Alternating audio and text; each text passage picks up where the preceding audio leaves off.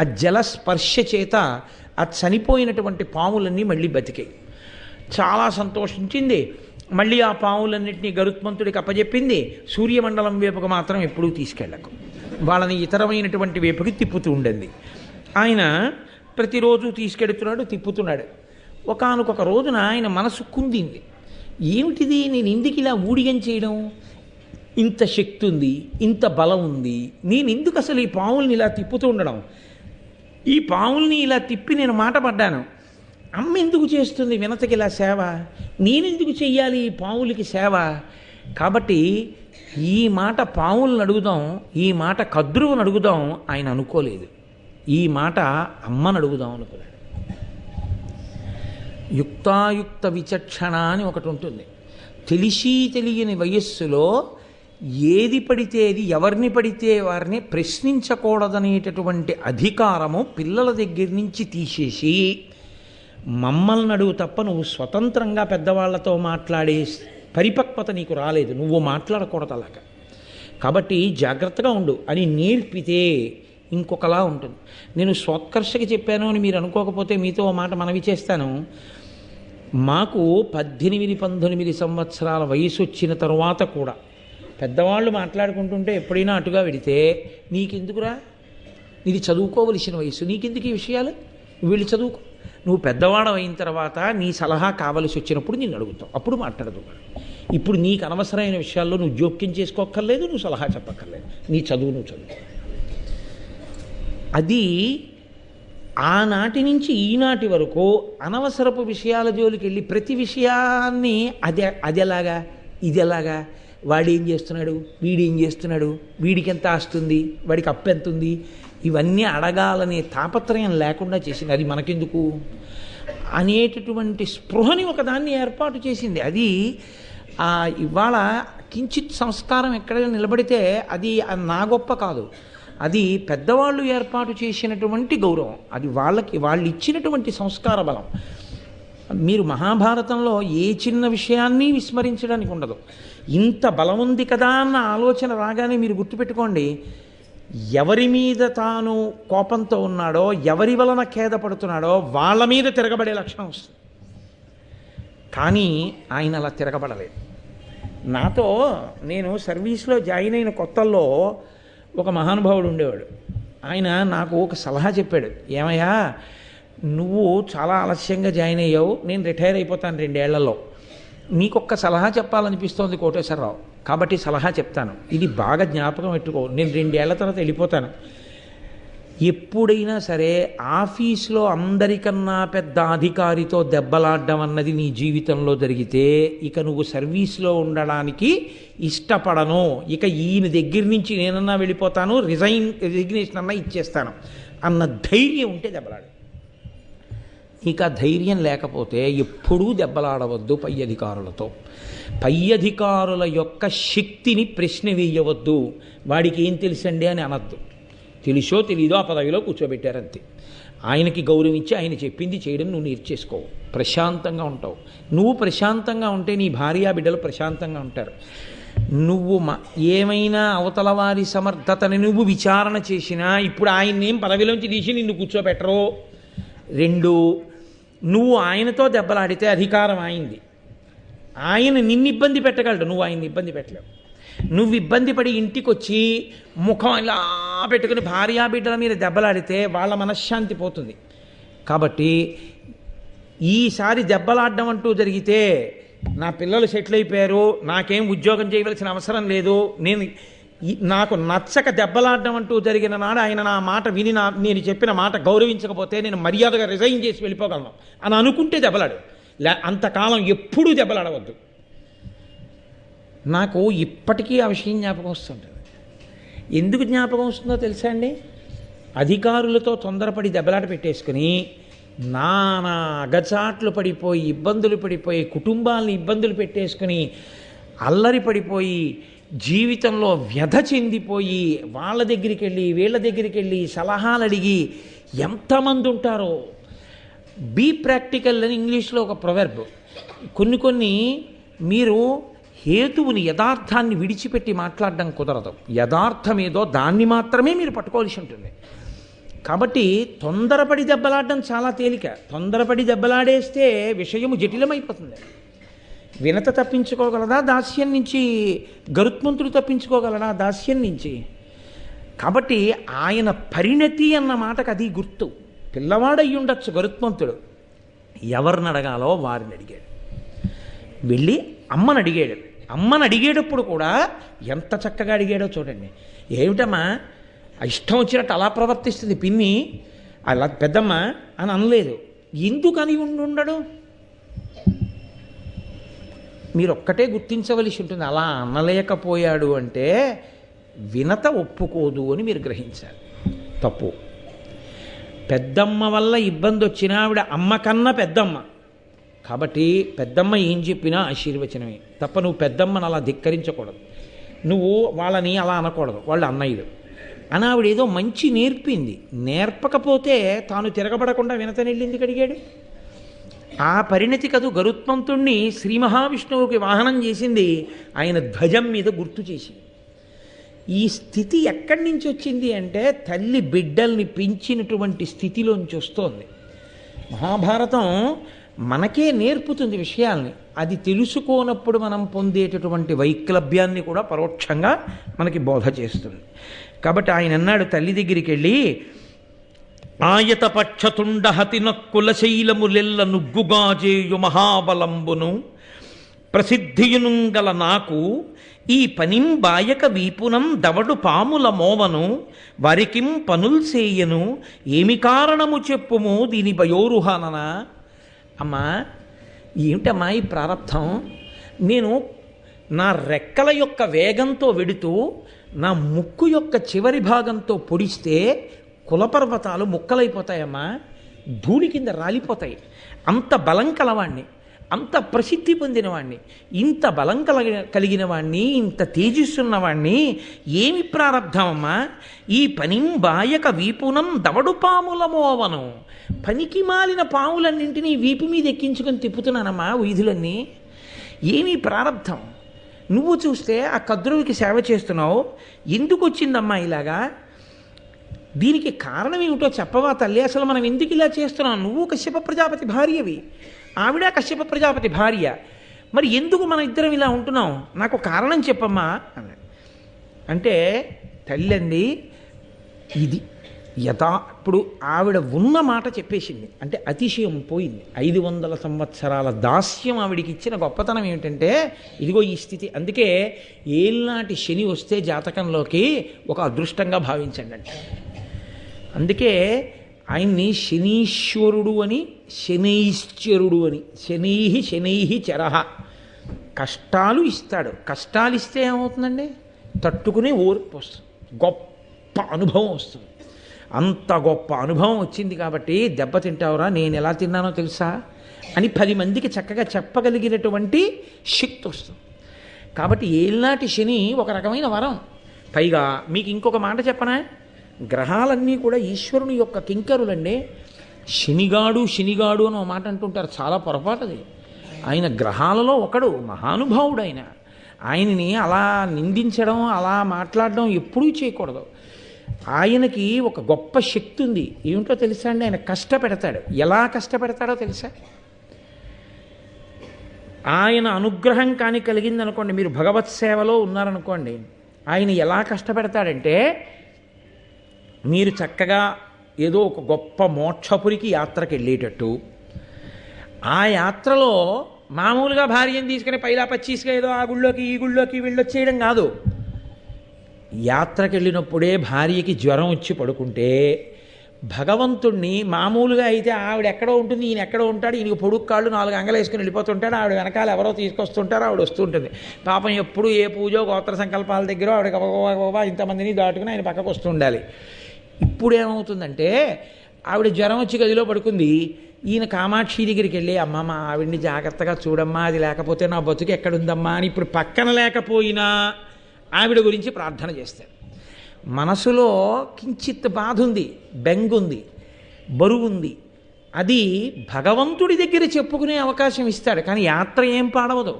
ఏం చూద్దాం అనుకున్నావో అంతకన్నా బాగా జరుగుతుంది. ఒక మాట చేద్దాం అనుకున్న మోక్షపురి ప్రవేశం 2 మాటలు అవుతుంది, 2 మాటలు కంచెళ్ళు వస్తాం. కించిత్ కష్టపెడతాడు, కానీ బాగా నీ లోపల ఉన్న ప్రేమ ఉద్భుతమవుతుంది. ఇది చూసి అమ్మా ఆయనకి నా మీద ఎంత ప్రేమో అని ఆవిడ మరింతగా నిన్ను అనువర్తిస్తుంది, మరింత అన్యోన్యత పెరుగుతుంది. కాబట్టి శనీశ్వరుని వలన వచ్చే ఇబ్బంది ఏమి ఉండదు. కాబట్టి బెంగ పెట్టేసుకుని ఇంకా వచ్చినవన్నీ ఆయన అదే పనిగా శాడిస్ట్లా కూర్చొని ఇంకా భగ్నం చేసేస్తూ ఉంటాడు. దీపం పెడితే కాలుతో తన్నేస్తాడు, అన్నం పెట్టుకుంటే చేత్తో తోసేస్తాడు అనుకోకూడదు. ఆయన గొప్ప అనుభవాన్ని ఇస్తాడు అని మనం భావన చేస్తే చక్కగా ఆయన కూడా అలాగే చేస్తాడు, కష్టపెడతాడు. ఏ రూపంలో కష్టపెడతాడు? ఇవాళ బడలిగ్గా ఉందని చెప్పేసి నిన్న రాత్రంతా జాగరణ చేశాం కదా అని చెప్పేసి ఉత్తి రోజుల్లో అయితే ఏదో స్నానం చేసి సంధ్యావందనం ఒకటి చేసిన కాళ్ళు దాపుని సోఫాలో కూర్చుని ఏ క్యాసెట్టో వింటూ కూర్చుంటాం. మహాభారతం చెప్తుంటే మళ్ళీ ఓసారి గబగబా అమృతాపహరణ ఘట్టాన్ని ఓసారి చూసుకుని ఒళ్ళు దగ్గర పెట్టుకోకపోతే బాగుంటుందా 10 మందికి చెప్పేటప్పుడు అని నీకు ఓపిక ఉన్నా లేకపోయినా పడుకుందామనున్నా కూర్చుందామనున్నా సాయంకాలం అయ్యేటప్పుడు ఈ సంధ్యావందనం చేసుకుని పంచ కట్టుకుని భారతం పట్టుకుని వచ్చి కూర్చుని భారతం చెప్పుకుంటున్నాం. ఏమి ఇప్పుడు నీకు వచ్చిన నష్టం ఏమిటి? కాళ్ళు దాపు కూర్చునే బదులు భారతం చెప్పిస్తాడు. కష్టంలా అనిపిస్తుంది, కానీ నీ అదృష్టం కాదు. ఉత్తరాయణంలో మాఘమాసంలో కూర్చుని అయ్యప్ప స్వామి సన్నిధానంలో భారతం చెప్పుకోవడం అది ఈశ్వర కృప. పైకి కనపడదు, కానీ ఆయన అనుగ్రహిస్తూ ఉంటాడు. కాబట్టి అది పట్టుకుని ఉండగలిగితే ఈశ్వరుని యొక్క అనుగ్రహం కలుగుతుంది. అలా ఆవిడకున్నటువంటి ఒకే ఒక దుర్లక్షణం, ఏ అతిశయం ఉన్నదో అది పోయింది దాస్యంలో. ఆవిడికి పోవడం వల్ల ఇప్పుడు పరిణితి వచ్చేసింది. వచ్చేయడంలో ఆవిడ కొడుకుతో ఉన్నది ఉన్నట్లు చెప్పేసింది. నాయనా ఒకనకొకప్పుడు పందెం కాశాం. ఆ పందెం కాయడం అనేటటువంటి లక్షణమే తప్పు, కానీ పందెం కాశాను, ఓడిపోయాను. ఇదిగో నేను ఇలా దాస్యం చేస్తున్నాను అంతేననుకుంటున్నావా? 2 గుడ్లు పుట్టాయి నాకు. నీకు అన్నగారు ఒకడున్నాడు అరుణుడు అని. నేను కేవలం తల్లిని తొందరగా అవలేకపోయానని ఒక రకమైనటువంటి అతిశయము వలన కలిగిన సిగ్గుచేత ఆ గుడ్డుని బదలగొట్టాను. పాపం అధోభాగం పూర్ణంగా ఏర్పడని పిల్లవాడు పుట్టాడు. మరి ఆ వాడికి ఎంత బాధేస్తుంది? వాడు నన్ను శపించాడు, 500 సంవత్సరములు దాస్యం చేస్తావో ఈ 2వ గుడ్డులోంచి పుట్టేటటువంటి పిల్లవాడి వల్ల నీకు ఆ దాస్యం పోతుందన్నాడు. కాబట్టి నాయనా అప్పటి నుంచి నేను ఎదురు చూస్తున్నాను, నీ వలన నాకు దాస్యం పోతుంది అని నమ్మి ఉన్నాను. వృద్ధిలోకి వచ్చినటువంటి పిల్లల వలన తల్లిదండ్రులు కష్టములలోంచి పైకి వచ్చి సంతోషపడడం అన్నది లోకంలో ఉన్న మర్యాద కదా అందావిడ. అది నిజం కదండి. లోకంలో తల్లిదండ్రులకి గొప్ప సంతోషం ఎప్పుడో తెలుసా? తాము పెంచి పెద్ద చేసుకున్నటువంటి బిడ్డలు ప్రయోజకులై వాళ్ళు అమ్మని నాన్నని ఎంతో సంతోషంగా చూస్తున్నారనుకోండి, ఆయన పడ్డ కష్టాలన్నీ మర్చిపోతాడు. మర్చిపోయి అబ్బా ఎంత హాయిగా ఉన్నానో, ఎంత సంతోషంగా ఉన్నానో అంటాడు. అదే పిల్లలు ప్రయోజకులు కాలేదనుకోండి, పిల్లలు తల్లి తండ్రి వంక అలా ప్రేమగా చూసేవాళ్ళు కారనుకోండి, ఆయనకు ఆ సంతోషం ఉండదు. నేను మీతో చెప్తున్నవి పచ్చి యథార్థాలు మాట్లాడుతున్నాను, జీవితంలోని మీరు గ్రహించాలి. ఒక వయస్సులో మంచి భార్య రావడం సంతోషం, ఒక వయస్సులో డబ్బు బాగా సంపాదించడం సంతోషం, ఒక వయస్సులో 2 కొడుకులు పుట్టడం సంతోషం, కన్యాదానం చేయడానికి కూతుళ్ళు పుట్టడం సంతోషం, ఇంకొక వయస్సులో మంచి అల్లుళ్ళు రావడం సంతోషం, ఇంకొక వయస్సులో కొడుకులు కూడా ప్రయోజకులు కావడం సంతోషం. పండిపోయే స్థితిలో ఆ పిల్లలందరూ పరమ ప్రేమతో నాన్నగారండి నాన్నగారండి నాన్నగారండి అని, అన్నయ్య దగ్గరికి వెళ్తే తమ్ముడు నాన్నగారండి నాన్నగారండి ఎప్పుడు వచ్చేస్తారు నాన్నగారండి అంటాడు. తమ్ముడి దగ్గరికి వెళ్తే అన్నయ్య నాన్నగారండి నాన్నగారండి ఎప్పుడు వచ్చేస్తారండి అంటాడు. నాన్నగారు ఉన్న చోటకి పిల్లలందరూ వచ్చి చుట్టూ కూర్చుని మాట్లాడతారు. నాన్నగారితో పిల్లలకి ఇబ్బందులు లేవు, పిల్లలతో నాన్నగారికి ఇబ్బందులు లేవు. చక్కగా నాన్నగారి పేరు మీద అంత గౌరవంతో నాన్నగారి గౌరవాన్ని నిలబెడుతూ పిల్లలు నాన్నగారు కలిసి ఉన్నారు. ఇప్పుడు ఆయనకి పిల్లల కన్నా, కొడుకుల కన్నా, కూతుళ్ళ కన్నా, అల్లుళ్ళ కన్నా, మనవల కన్నా, ఐశ్వర్యం కన్నా ఆయన గర్వంగా చెప్పేది ఏం చెప్తాడో తెలుసా అండి? చాలా సంతోషం అండి. ఏదో నేను పెద్ద అబ్బాయి దగ్గరికి వెళ్ళాను అనుకోండి, మా అమ్మాయి అంటుంది నాన్నగారండి నాన్నగారండి నా దగ్గర కూడా వచ్చి ఉండొచ్చు కదా, ఆడపిల్ల ఇంట్లో ఉండకూడదు అంటారు ఏంటి నాన్నగారండి అంటుంది. మీకు విచిత్రం తెలుసా? మా అల్లుడు అంటాడు ఏంటండి మామయ్యగారండి అలా అంటారు, మీరే కదండి ఆ పితృపంచకంలో ఒకడు మామగారని చెప్పారు, మామయ్యగారు వచ్చి 3 నెలలు నా దగ్గర ఉండి విశ్రాంతి తీసుకుని వెళ్ళండి మామయ్యగారండి, హాయిగా కారు ఉంది, మిమ్మల్ని దేవాలయాలు అవి అన్నీ తిప్పుతాను, సాయంకాలం పూట్ల వచ్చి ఉండండి అంటాడండి. అల్లుడు కొడుకులో మాట్లాడతాడండి. ఎంత ప్రేమ అనుకుంటున్నారు? చిన్న ఇబ్బంది జరిగిందంటే మామయ్యగారు ఎలా ఉన్నారంటాడు, ప్రతి 2 రోజులకి ఫోన్ చేసి మాట్లాడకుండా ఉండడు నా అల్లుడు, నా అదృష్టం అండి అలాంటి అల్లుడు అంటాడు. ఇప్పుడు ఐశ్వర్యం తను సంపాదించింది చెప్పడు, తను చదువుకున్నది చెప్పడు, తన బిడ్డల గురించి చెప్తాడు. తన బిడ్డల వలన పొందుతున్న తృప్తిలో పరమ సంతోషంగా గడిపి ఈశ్వరుడికి నమస్కారం దేనికి చేస్తాడో తెలుసా అండి? నాకింత చదివిచ్చావు, నాకింత వ్యాపారం ఇచ్చావు, నాకింత డబ్బు ఇచ్చావు, నాకు ఇన్ని ఇళ్ళు ఇచ్చావు, నాకు ఇన్ని మేడలు ఇచ్చావు, నాకు ఇన్ని మిద్దెలు ఇచ్చావు అండవు, నాకింత మంచి బిడ్డలు ఇచ్చావు అని నమస్కారం చేస్తాడు. ఇది జీవితంలో ఉండే ప్రస్థానం. రామాయణంలో దశరథుడికి ఇంకోలా అయింది, ఆ బిడ్డడు దూరమై చచ్చిపోయాడు. అసలు ఇక్కడ వినత సంతోషం ఏమైందంటే, ప్రయోజకుడైన కొడుకు వల్ల నేను ఈ స్థితిని పొందుతున్నాను అంటోంది ఆవిడ. నువ్వు ప్రయోజకుడివిరా నాయన, నీ వల్ల నేను ఈ దాస్యం నుంచి పైకి వస్తాను, నీ అన్న చెప్పాడు, ఆ మాట పోదు. కాబట్టి ఇంతకన్నా తల్లిదండ్రులకి సంతోషమే ఉంటుంది. నా అపరిపక్వతతో, నా తెలియని తనంతో కష్టం తెచ్చుకున్నాను, కానీ కడుపున పెట్టిన బిడ్డడు నన్ను ఆ కష్టంలోంచి పైన పడేస్తున్నాడు, ఇంకింతకన్నా నాన్న నాకేం కావాలరా అంటుంది. చూడండి, అంత బాగా చదువు వచ్చిరాని తండ్రి ఉన్నాడు అనుకోండి, జీవితంలో చాలా కష్టపడి పైకి వచ్చాడు, బాగా చదువుకున్నాడు కొడుకు. నాన్నగారండి ఇంకా మీకు ఎందుకు అవన్నీ, నేనున్నాను కదా, నేను చూస్తాను, అన్నీ నేను చూసి నాన్నగారండి సంతకం పెట్టండి అంటే పెట్టండి, లేకపోతే మీరు వాళ్ళని వీళ్ళని అడగండి, ఏమిటి మీ కర్మ, నేను చూస్తాను అని కొడుకు నాన్నగారికి అన్నీ చూసి పక్కన కూర్చుని, నాన్నగారండి ఇది ఇలా రాశారు, ఇలా వద్దు నాన్నగారండి, ఇలా రాయిద్దాం నాన్నగారండి అని అనుకోండి. ఆ తండ్రి వాటిని చూడడం, ఆ కొడుకు వంక చూస్తూ మురిసిపోయి చాలు, ఇలాంటి కొడుకున్నాడు ఇంకేం కావాలంటే. అది తల్లిదండ్రులకి బిడ్డలకి ఉండే అనుబంధాన్ని చెప్తోంది మహాభారతం. గృహస్థాశ్రమంలో గృహస్థు తరించేది అక్కడ, పొంగన్న మాట అక్కడ ఉంటుంది. తాను చదువుకున్నాడు, తాను గొప్ప కీర్తి సంపాదించాడు, తాను ఎంతో డబ్బు సంపాదించాడు, తాను కొడుకుని కన్నాడు, ఎన్ని నేర్పాలో అన్ని నేర్పాడు, కొడుకు గుణనిధి అయ్యాడు. ఇప్పుడు తండ్రి బెంగ దేని మీద ఉంటుంది చివరి కాలంలో? నాకు బిరుదులు ఉన్నాయి, నాకు సింహతలాటాలు ఉన్నాయి, నాకు స్వర్ణ కంకణాలు ఉన్నాయి, వీధిలోకి వెడితే నా కాళ్ళ మీద పడి నమస్కారం చేస్తారు కానండి, ఆంతరంగికులు ఎవరైనా వస్తే ఏమిటో పాపం మీ ప్రారంధం, ఆ కొడుకే అలా అంటారు, వాడేనండి నాకు, నా మనసుకి శాంతి లేదంటాడు. అందరికీ తన వాక్కులతో శాంతినిచ్చేవాడికి శాంతి లేదు. ఎందుకని? కొడుకు అటువంటి వాడు. అంటే నాకు అనుకోనేరు మహాప్రభు, నా కొడుకు అటువంటి వాడు కాదు, ఈశ్వరుడి దయ వల్ల. అంటే మీతో వ్యక్తి స్థితికి చెప్తున్నాను, ఒక్కొక్క దశలో ఒక్కొక్కటి ఉంటుంది. వినత ఇవాళ అటువంటి భాగ్యాన్ని పొందింది. ఏ తల్లిదండ్రులైనా చిట్ట చివర అలా మాట్లాడగలిగిన స్థితిని పొందితే వాళ్ళు ఈశ్వరానుగ్రహంతో పండారు జీవితంలోని గుర్తు, ఈశ్వరానుగ్రహం వాళ్ళ యందు ప్రకాశించిందని గుర్తు. అది నిలబెట్టుకోవాలి ఆ భగవత్ కృపని. కాబట్టి ఇప్పుడు ఈ మాట ఆయన చెప్తే, ఆయన వినత గరుత్మంతుడితో చెప్తే, ఆయన ఆ పాముల దగ్గరికి వెళ్ళి ఒక రోజున వాళ్ళని అలా విహారం చేయించి తీసుకొచ్చి కూర్చోపెట్టి వాళ్ళతో ఒక మాట అన్నాడు, నేను మిమ్మల్ని ఇంతగా సేవిస్తున్నాను, మా అమ్మ మీ అమ్మని సేవిస్తోంది, దీనికి అంతటికీ కారణం వాళ్ళిద్దరి మధ్య జరిగినటువంటి పందెం, దానివల్ల మా అమ్మ దాస్యాన్ని పొందడం, నేను మీకు ఏం చేస్తే నన్ను మా అమ్మని దాస్యం నుంచి బయటపడేస్తారో మీరు చెప్పండి అన్నాడు. అంటే ఇక్కడ మీరు ఒక్క విషయం ఆలోచించాలి, 2 కోణములు ఉంటాయి. ఒకటి, వెంటనే వాళ్ళేమనొచ్చంటే, చాలు పుట్టినప్పటి నుంచి పిన్నమ్మ అంత చేసింది, పుట్టినప్పటి నుంచి తమ్ముడు అంత చేశావు, ఇంకా ఏం చేయాలి, మిమ్మల్ని దాస్యం నుంచి విడిపించడానికి ఇంకా నువ్వేమైనా తేవాలా మాకు, ఎప్పటికీ మన మధ్య ఈ అన్నదమ్ముల అనుబంధం ఇలా ఉండిపోతే చాలు, ఎప్పటికీ మమ్మల్ని నువ్వు రక్షిస్తుండు, మేము నిన్ను రక్షిస్తుంటాం, చెయ్యి కలిసి మనం అన్నదమ్ములుగా నిలబడదాం. మన అమ్మలు అక్క చెల్లెళ్ళు కాబట్టి నువ్వేమీ మాకు తేవక్కర్లేదు, నువ్వు మాకేమీ ఇవ్వక్కర్లేదు, ఈ క్షణంలోంచే నిన్ను మీ అమ్మని దాస్యం నుంచి విడిపిస్తున్నాం, ఇక నువ్వు మాకు దాసుడవు కావు, మనం అన్నదమ్ములం అనొక మాట అని ఉంటే భారతం ఒకలా ఉండుండేది. అలా అనేంత సంస్కారం కద్రువ నుంచి పిల్లలకి రాలేదు, ఆవిడ నేర్పలేదు, వీళ్ళకి రాలేదు. కాబట్టి వీళ్ళకి ఇప్పుడు కూడా వ్యాపారమే.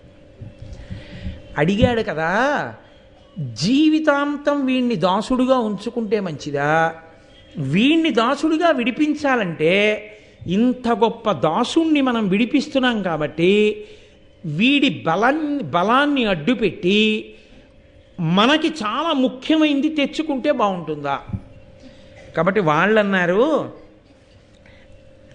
అమిత పరాక్రమంబును రయంబును లావును కల్గు ఖేచరోత్తముడవు నీవు, నీదైన దాస్యము బాచికొనంగా నీకు చిత్తము కలదేని, భూరి భుజదర్పము శక్తియు ఏర్పడంగా మాక అమృతమ్ము తెచ్చి ఇమ్మనిన అవ్విహగేంద్రుడు సంతసంబునన్.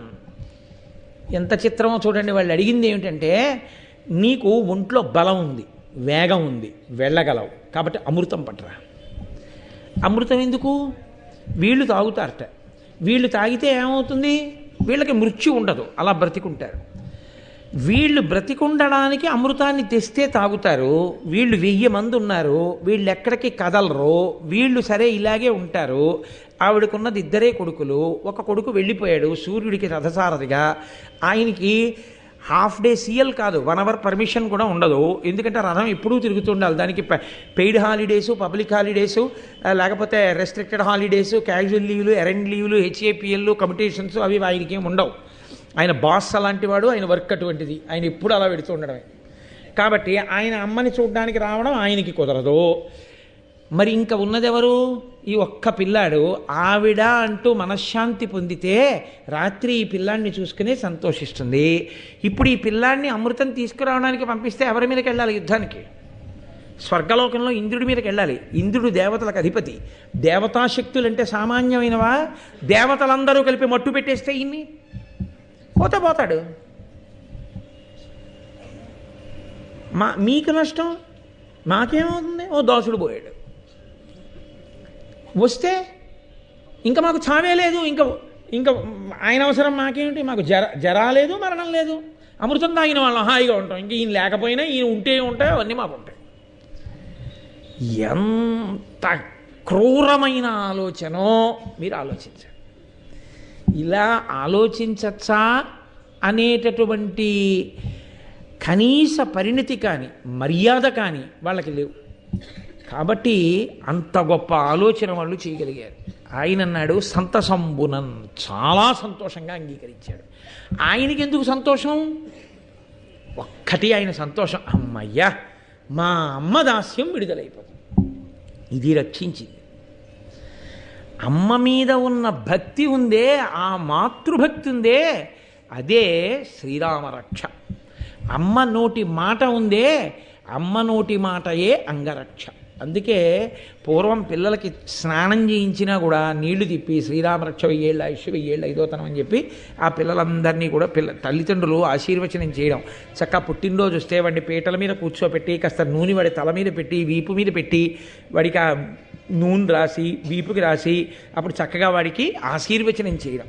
ఇప్పుడే ఉంది, ఓ కేకు తెచ్చుకోవడం, అన్ని దీపాలు పెట్టించడం, తల్లిదండ్రులే పక్కన నిలబడి ఉప్పని ఊదే దీపాలు అర్పించేయడం, ఓ కత్తి చేతికి ఇవ్వడం, మెత్తటి కేకుని కోయించేయడం, ఆ ముద్ద తీసి ఓ ఎంగిలి ముక్క అమ్మకి, ఆ తర్వాత తత్శేషం మిగిలిపోయిన ఎంగిలి ఏదుందో ఆ ఎంగిలి నాన్నకి గౌరవం కన్నందుకు, ఆ తర్వాత ఆ ఎంగిలి ముక్క వీడు, ఆ ఎంగిలి ముద్దలు మిగిలిన వాళ్ళు తిని వీళ్ళందరూ కలిసి మంత్రపుష్పం బ్రాహ్మణులు చెప్పినట్టు హ్యాపీ బర్త్డే టు యూ, ఓ శతమానం భవతి లేదు, ఓ శతాయు పురుష శతేంద్రియ ఆయుష్ దేవేంద్రియే ప్రతిష్టతి లేదు. ఎక్కడి నుంచి వస్తాయి మంగళాలు రమ్మంటే? ఎక్కడి నుంచి వస్తుంది ఆయుర్దాయం రమ్మంటే? కాబట్టి జాతీయందు పశ్చిమ దేశాల సంస్కృతి ప్రవేశించి కలుషితం చేసి పారేసింది మన జీవితాలు. ఒకప్పుడు ఎలా ఉండేవో జీవితాలు, ఒకప్పుడు ఎలా ఉన్నాయో జీవితాలు చూసుకోండి అని చెప్పి అన్నయ్య గారు అప్పుడు భారతం ఇచ్చి వెళ్ళిపోయారు మహానుభావుడు. ఇప్పుడు ఆయన చాలా సంతోషం, నేను మా అమ్మని ఆ దాస్యం నుంచి విడిపిస్తాను అన్నారు అని అమ్మ దగ్గరికి వెళ్ళి అమ్మకి నమస్కారం చేశారు. అమ్మ అన్న మాట దగ్గర ఉండేటటువంటి వైభవాన్ని ఆవిష్కరిస్తున్నారు నన్నయ్య గారు. ఆవిడ అమ్మా నీ దాస్యం విడిపించేస్తానమ్మా, వాళ్ళు అమృతం అడిగారమ్మా, పావులు అమృతం తేవడానికి బయలుదేరుతున్నానమ్మా అన్నాడు. ఆవిడ అమ్మయ్యా వీడింత బలవంతుడు తెచ్చేయగలడని నాన్న జాగ్రత్తగా వెళ్ళొచ్చే అనలేదు. అమ్మ మనస్సు అని ఒకటి ఉంటుంది. అమ్మ మనస్సుకున్న లక్షణం ఏమిటో తెలుసా అండి? ఆ మాట అమ్మ తప్ప లోకంలో ఇంకా ఎవ్వరూ అనలేదు. నాన్న నా ఆయుర్దాయం కూడా పోసుకుని నువ్వు బతకరా అంటే. తప్ప వాడు ఏమైపోయినా నేను ఇలా ఉంటే చాలని ఏ అమ్మ అందో. నా ఆయుర్దాయం పోసుకుని వాడు బ్రతకాలి అన్నప్పుడు త్రికరణ శుద్ధిగా ఆ మాట అనేది అమ్మ ఒక్కతే. మీరు చూడండి, పిల్లాడికి జ్వరం వచ్చిందనుకోండి, నేను ఇలా అన్నాను అని నేనేమీ పక్షపాతంతో అంటలేదు. మీకు ఏ తండ్రి నోటి వెంట కూడా నా ఆయుర్దాయం వీడు పోసుకుని బ్రతకాలి అన్న మాట రాదు. అమ్మ అంటుంది నా ఆయుర్దాయం కూడా పోసుకుని వాడు బతికితే చాలంటుంది. తండ్రి గబుక్కుని వీడు దేని కిందన్నా పడలేదు కదా, ఏంటి ఇంకా రాలేదంటాడు. అమ్మ అంటుంది వీడికి ఏం అవ్వలేదు కదా, ఏమిటి ఇంత ఆలస్యమైంది ఇంకా రాలేదు అంటుంది. నోటితో కూడా అమ్మ అమంగళాన్ని ఉచ్చరించదు పిల్లాడికి సంబంధించి. అలా అనడాన్ని అమ్మ ఒప్పుకోదు.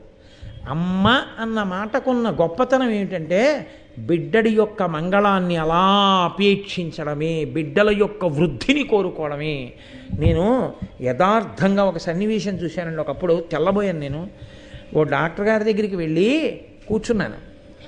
ఏదో పిలిస్తే వెళ్ళి వైద్యం చేయించుకోవాలి కదా, అందుకని కూర్చుంటే అక్కడికే ఇంకొక పెద్ద ఆవిడ కూడా వచ్చారు. ఆవిడని ఎవరో తీసుకొచ్చారు వైద్యం చేయించడానికి. లోపలికి ఆవిడ మంచి జ్వరంతో చలి ఉడికిపోతుంది. ఇంతలో కారులో దిగాడు ఒకతను. దిగి మంచి ఐశ్వర్యవంతుడిలా ఉన్నాడు. అతను లోపలికి వస్తూ ఇలా చూశాడు ఈవిడ వంక ఆగి. ఈవిడ అతని వంక ఇలా చూసి ఏదో అనబోయింది. అతను లోపలికి వెళ్ళిపోయాడు డాక్టర్ దగ్గర. ఇతను వచ్చాడని గబగబా కాంపౌండర్లో వాళ్ళు లోపలికి తీసుకెళ్ళారు. ఆయన లోపల ఏదో కాసేపు కూర్చున్నాడు, డాక్టర్ గారితో మాట్లాడి ఏదో ప్రిస్క్రిప్షన్ రాయించుకున్నాడు, వెళ్ళిపోతే ఈ పెద్ద ఆవిడితో వచ్చిన ఆవిడంది, మీ అబ్బాయే కదమ్మా అతను అంది. అవును అంది ఆవిడ. ఒక్కగానొక్క కొడుకే, అంత ఐశ్వర్యంతో ఉన్నాడు, అంత అధికారంలో ఉన్నాడు. మీరు ఇక్కడ చలికి వణికిపోతుంటే చూశాడు, లోపలికి వెళ్ళి తన డాక్టర్ గారితో మాట్లాడి వెళ్ళిపోయాడు. ఏమ్మా అని చెప్పి కనీసం నువ్వు బతికున్నావో లేదో చూడడం ఎప్పుడో మానేశాడు. అమ్మ చలి జ్వరంతో ఉనికిపోతూ ఇక్కడ ఉందని చేయి పట్టుకు తీసుకెళ్ళలేకపోయాడు, అమ్మ అని అడగలేకపోయాడు. ఇలాంటి పిల్లాడు ఉంటే ఎంత చస్తే ఎంత అంటే వెంటనే జ్వరంతో ఉన్నావిడండి. అంత మాట అనకండి అమ్మా. బతికినంత కాలం బతికేశాను, నేను చచ్చిపోతే భూమికి బరువా, ఈ భూమికి ఇప్పుడు ఏమైనా లోటా, ఇబ్బంది లేదు. కానీ పిల్లాడిని అలా అనకండి, వాడు వృద్ధిలోకి రావాల్సిన వాడు. నేను తెల్లబోయానండి ఆ మాటకి. నిజంగా బతికితే ఎంత చస్తే ఎంతందని ఆవిడ ఒప్పుకోలేదు. అలా అనద్దండి అంతే. అది అమ్మ మనసు అంటే, అది అమ్మ అంటే. అమ్మ అంటే వాడికి శక్తి ఉంది పర్వాలేదు అందాం. అయ్యి బాబోయ్ ఏం పర్వాలేదు కదా, ఏం పర్వాలేదు కదా, ఏం పర్వాలేదు కదా అంటూనే ఉంటుంది అమ్మ ఎప్పుడు. అందుకే మీరు చూడండి, విదేశాలు వెళ్ళిపోయి ఎన్ని కోట్లు గణించాడన్నది ఇంకెవరైనా చూడొచ్చేమో. కడుపు నిండా తింటున్నాడా లేదా, వేళ పట్టునా, వాడు సుఖంగా ఉన్నాడా, బాగా నిద్రపోతున్నాడా, ఇది చూస్తేనే అమ్మ. చూస్తుంది అమ్మ. అమ్మ అంటేనే ఆ లక్షణం ఉంటుంది.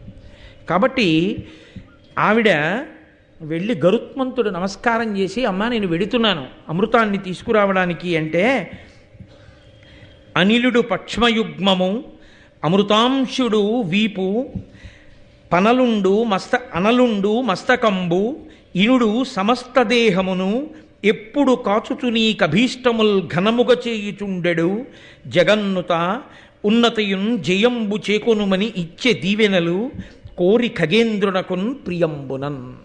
అమ్మ ఆశీర్వచనం చేసింది. ఎదర యుద్ధానికి వెళ్ళి అమృతభాండం తెచ్చేయడం అంటే అదేదో ఓ కాగితం కలమో పట్టుకురావడం కాదు. వాళ్ళు అస్త్రములను శస్త్రములను ప్రయోగిస్తారు. పిల్లవాడి శరీరం ఎక్కడ సొక్కిపోతుందో అమ్మ మనసుని చూపిస్తున్నారు నాన్నయ్య గారు. కాబట్టి ఆవిడంది ఆశీర్వచనం చేస్తూ, అనిలుడు పక్ష్మయుగ్మము, నాయన వాయువు సంతతము నీ రెక్కలను కాపాడుగాక, చంద్రుడు నీ వీపును పృష్ఠభాగమును రక్షించుగాక, అగ్ని నీ శిరస్సును రక్షించుగాక, సూర్యుడు నీ శరీరమునంతటినీ రక్షించుగాక. అమ్మ పెట్టిన రక్ష ఏదుందో అది సాక్షాత్ పరబ్రహ్మము చేసిన ఆశీర్వచనమే. అమ్మ నోటి వెంట వచ్చిన మాటే. అమ్మ ఆశీర్వచనం చేసింది అంటే అంగరక్ష కట్టించుకున్నట్టే లోకంలో. అందుకే అమ్మ ఆశీర్వదించడానికి అమ్మ శరీరంతో లేనివాడు ఏడవాలి, మిగిలిన వాడికి ఆ బాధ లేదు. అమ్మ అన్న మాటకి లక్షణం ఏమిటో మీకు ఒక్క మాట చెప్తాను, జ్ఞాపకం పెట్టుకోండి. ఒక మహాసభలో సన్మానపత్రం ఇచ్చి గండపిండేరమో లేకపోతే చేతికి స్వర్ణకంకణమో వేశారనుకోండి, అందరంటారు అబ్బా ఏమి గొప్పవాడండి, ఎంత సభాపూజ్యత అండి. స్వర్ణ కంకణం వేశారు మహానుభావుడికి, అంత గొప్ప సన్మానపత్రం ఇచ్చారు. ఏం అదృష్టమో, ఏ జన్మలో ఏ పుణ్యం చేసుకున్నాడో అంత గొప్ప స్థాయిని పొందాడంటుంది. ఇంటికి వెళ్ళేటప్పటికీ అందరూ వెళ్ళిపోగానే ఒరే అలాగే కూర్చొని కాస్త ఉప్పట్టుకొచ్చి దిగదుడిచి పారేసేది అమ్మొక్కతే. అమ్మ ఎప్పుడు ఏం చూస్తుందో తెలుసా అండి, వీడికి కనురాపు తగిలిపోతుందేమో, వీడి ఒళ్ళు వేడెక్కుతుందేమో అంటుంది, జ్వరం వస్తుందేమో అందో మీరు చూడండి, వీడికి ఉష్ణం వస్తుందేమో అంటుంది. అసలు నిజంగా నేను ఒక ఆవిడని అడిగాను, ఏమ్మా పెంటయ్య అని పేరు ఎందుకు పెట్టుకున్నారమ్మా, నేను బ్రాహ్మణుల్లో అలా చూడలేదు ఎప్పుడును అన్నాను. అంటే ఆవిడన్నారు నాతోటి, మహాైశ్వర్యం నాయన మాది. ఆ రోజుల్లో ఈయనకి అంటే ఆవిడ భర్తకి బిడ్డలు కలగలేదు, ఎందరో నమస్కారం చేసేవారు ఆయనకి బిడ్డలు కలగకూడదని. ఆయనకి బిడ్డలు కలిగితే ఐశ్వర్యం అంతా మాకు ఉండిపోతుంది, లేకపోతే ఆ మిగిలిన వాళ్ళ పిల్లలకి ఇస్తారని, ఎవరినో ఒకళ్ళని పెంపు తీసుకుంటారని బిడ్డలు కలగకూడదని పూజలు చేయించారు. అదృష్టం కొద్దీ నాకు ఈ కొడుకు పుట్టాడు నాయన, ఒక్కడే ఒక్క కొడుకు. వాడు పెరిగి పెద్దవాడు అవుతుంటే అందరి కనురాపు తగులుతుందని, కనురాపు తగలకుండా పెంటపోగు ఎలా పెరిగినా ఎవ్వరూ పట్టించుకోరో, పెరుగుతోందని ఎవ్వరు అంత పెంటపోగు అయిపోయింది ఏంటంటారు, కానీ దాని మీద దృష్టి ఉండదుగా. అలా కొంతైనా దృష్టి దోషం పిలుపుతో పోవాలని పెంటయ్యా అని పేరు పెట్టుకుని కొడుకుని రక్షించుకున్నాను నాయన అందావిడ. నేను తెల్లబోయానండి, దెబ్బలాడి పెట్టుకున్న పేరు నా కొడుకు కదండి. ఎంత ప్రేమరా నిజంగా, నేను తెల్లబోయాను. అమ్మే లోకంలో. కాబట్టి వాయువు రెక్కలను రక్షించుగాక, చంద్రుడు వీపును రక్షించుగాక, అగ్ని శిరస్సును రక్షించుగాక, సూర్యుడు మొత్తం శరీరమును రక్షించుగాక అని ఆవిడ ఆశీర్వచనమిచ్చి నాయనా బయలుదేరు అంది. అంటే ఆయన అన్నాడు, అమ్మ తప్పకుండా బయలుదేరుతాను, కానీ ఇన్నాళ్ళు అమ్మ ఏదో సరిపోయినా సరిపోకపోయినా దాస్యంలో ఉన్నాంగా, సరిపెట్టుకున్నాను. అంత పెద్ద పని మీద వెళ్ళేటప్పుడు కడుపు నిండా తినేళ్ళాలి కదమ్మా, ఆకలిస్తోంది. నా కడుపు నిండా తినడానికి కావలసినంత పదార్థం ఎక్కడుందో చెప్పమ్మా, తిని బయలుదేరుతానన్నాడు. అమ్మకి నిజంగా ఆ మాట ఎంత బాధగా ఉంటుందండి. ఆవిడ, నాన్న ఇదిగో ఫలానా చోటు ఉంది, అక్కడ వెళ్ళి చక్కగా కడుపు నిండా తిని వెళ్ళి అమృతం పట్టుకొని రా, వెళ్ళి రా అంటుంది. కానీ అమ్మ వెళ్ళు అంత కదండి. కాబట్టి మనం కూడా ఇవాళ వెళ్ళి రేపు సాయంకాలం 6:30కి వద్దాం. వస్తే అమృతాపహరణమో ఆయన భోజనం చేయడం రేపు చూద్దాం. చీకటి పడిపోయాక ఇందుకు ఇంకా మళ్ళీని. అందుకని మంగళాశాసన పరై మదాచార్య పురోగమై సర్వైశ్చ పూర్వైరాచార్యై సత్కృతాయాస్తు మంగళం. మంగళం కోసలేంద్రాయ మహనీయ గుణాత్మనే చక్రవర్తి తనూజాయ సర్వభౌమాయ మంగళం. ఉమాకాంతాయ కాంతాయ కామితార్థప్రదాయినే శ్రీగిరీశాయ దేవాయ మదినాథాయ మంగళం. కరచరణకృతం వా కర్మవాక్కాయజం వా శ్రవణనైనజం వా మానసం వాపరాధం విహితం వా సర్వమేత్తక్షమస్వా శివ శివ కరుణాబ్ధే శ్రీమహాదేవ శంభో. సర్వం శ్రీ ఉమామహేశ్వర పరబ్రహ్మార్పణమస్తు. స్వస్తి.